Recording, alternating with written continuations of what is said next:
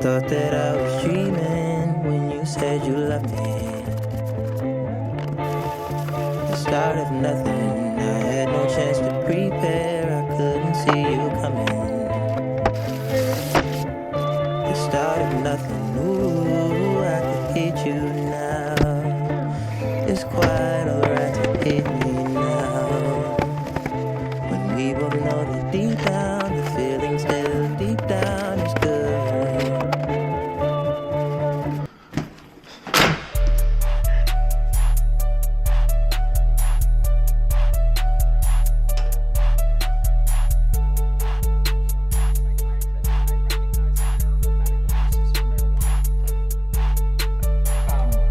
I think the most convincing medical reason I've seen for using marijuana is to help people with opioid addiction and allergies. But it does seem to work well. There are a lot of physiological problems that happen with heavy opiate use that sort of get better and on balance to what you can do. It has to be prescribed and stuff like that. The basic issue with marijuana, you have to understand how marijuana works. So the first thing is that marijuana works on these things called anandamide receptors. So the anandamide receptor was coined by an Indian guy.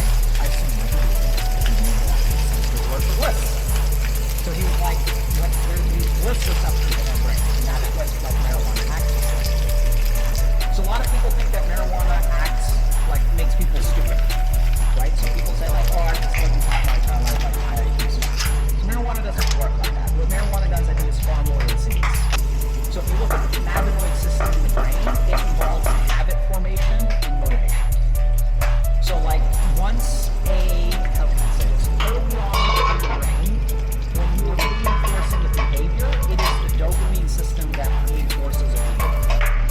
But once you have a habit formed, the primary neurotransmitter is no longer dopamine, it's cannabinoids. So for example, like the first time I brush my teeth, I may really enjoy it. Or let's talk about video game addiction, for example. So the first time I play a video game, it's a lot of fun. It's dopaminergic, I enjoy it. Then I want to play again, and I want to play again. Each time I get less dopamine, less dopamine, less dopamine. And if you guys have been addicted to video games, you understand at some point you cross this critical threshold where you keep playing the game, but you stop having fun. And it's like, what the hell is going on at that point? Why are you even doing it if it's no longer even rewarding? So the interesting thing is if you understand neuroscience, there's like actually a good reason for that. And that's that like the shift of the behavior moves from the reward circuit to a habituated circuit.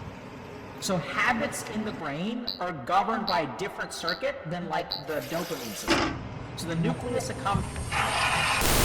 Problem. Neither of those goals are possible in any scenario that involves reviewing this album. Newsflash, since 2022, Kanye has made it his mission to go full-on anti-Semite, spouting insane conspiracy theories, talking about how he loves Hitler, and at some point I think he realized how much he fucked up with all of that, so now he has to own this total dumpster fire he's created and boast about how people think he's anti-Semitic now, because yeah, they do. Even if he does genuinely apologize and change his behavior past this point, his public image is forever altered by all of this. I mean, you platform the booger-eating white supremacists and have guys like this repping for you on a highway overpass. This is not a can of worms a guy like Kanye is capable of closing, not without help from someone who is willing to tell him no. But he spent the same period of time pushing away anybody who could possibly do that at this point, especially his wife, who he has now replaced with somebody who he just like kind of parades around like she's a naked body with no personality, opinion, or voice. Something that on some level I think he's weirdly proud of, as on the very lyrics to this record, he calls her just a reference, which is maybe one of the grossest and most dehumanizing things Kanye has said about a woman on any of his songs, and it's being directed at his wife. So this trajectory Kanye has been on as of late has left him with an interesting mix of fans. One, hateful psychos that actually agree with some of the stuff that he's been saying, and are actually in my Twitter mentions theorizing that I'm a Jew, and that's the reason I don't really like his recent music. Two, anonymous nihilistic teenagers that don't really think anything he says or does has any greater consequence in the world, and are most likely bored and lonely and will just defend Kanye because watching him unravel is more entertaining than most things, and I guess brings some kind of meaning to their otherwise meaningless lives. And 3, cultish weirdos who parasocially obsess over him and everything he does, and would basically follow him to the ends of the earth.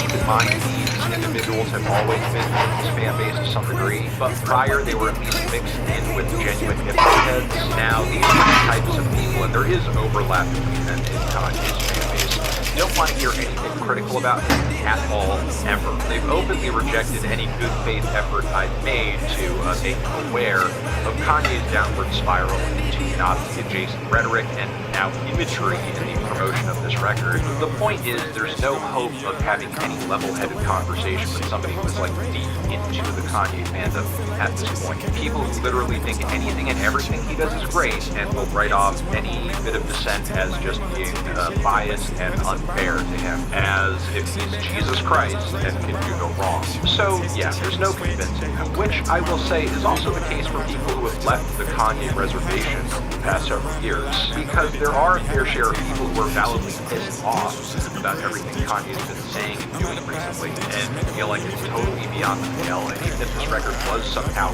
good, what am I supposed to do? Tell the Jews of my audience, "Aw, come on, man, he didn't mean it, it's not so bad, he's just a little crazy, that's all," especially since he's not doing anything to gain forgiveness. He is very apparently not sorry for anything he's been saying or doing, and the apologies he has given are worth lick shit, because he'll think nothing of saying Jesus Christ, Hitler, yay, sponsor that, not too long after. Now, there are some people who will say, "Anthony, you're being unfair here.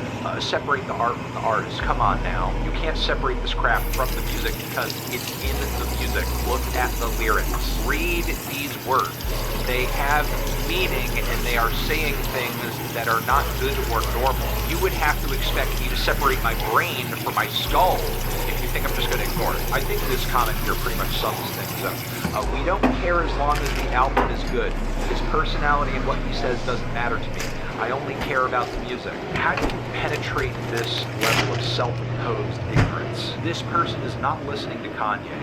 He's not listening to anything I or anyone has to say about Kanye. And this comment was posted after the album was released, so he's apparently not even listening to the content of the music that he supposedly cares so much about. So this argument about, "I only care about the music," can't possibly be true, especially since the music too is shit. The song Paid is one of the most unintentionally hilarious tracks I think Kanye has ever put out. It's just a crappier version of Fade. Why wouldn't you just listen to Fade? You'd have to be delusional to think anything else, especially with this trash-ass verse from Ye.